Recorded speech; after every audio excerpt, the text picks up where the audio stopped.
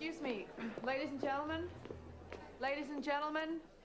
the President of the United States. Thank you very much. Thanks a lot.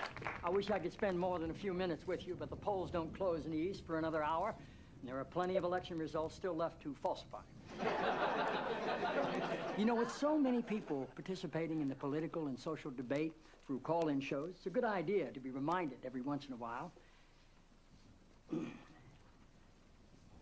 It's a good idea to be reminded of the awesome impact.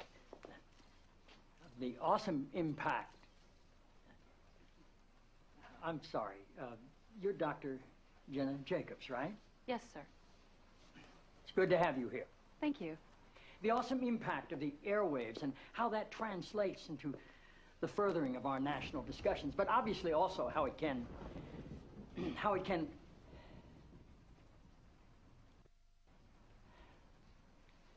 forgive me, Dr. Jacobs.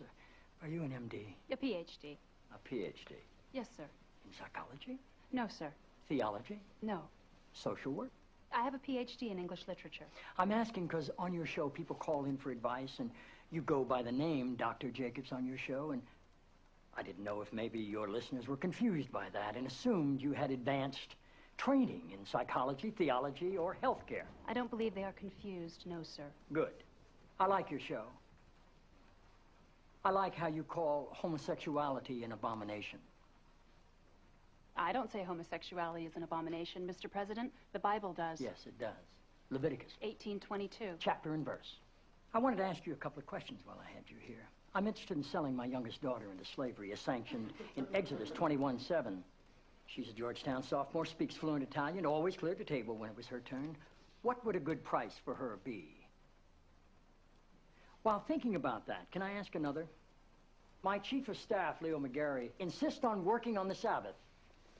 Exodus 35:2 clearly says he should be put to death. Am I morally obligated to kill him myself, or is it okay to call the police?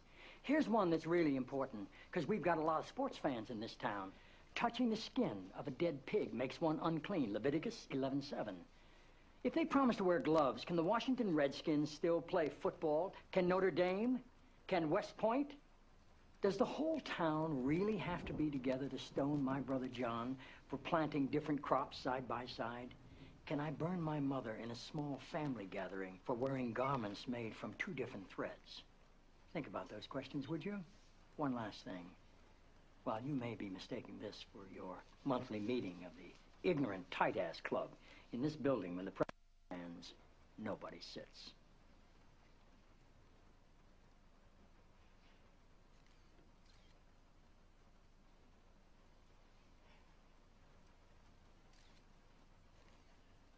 Toby. Yes, Mr. President. That's how I beat him.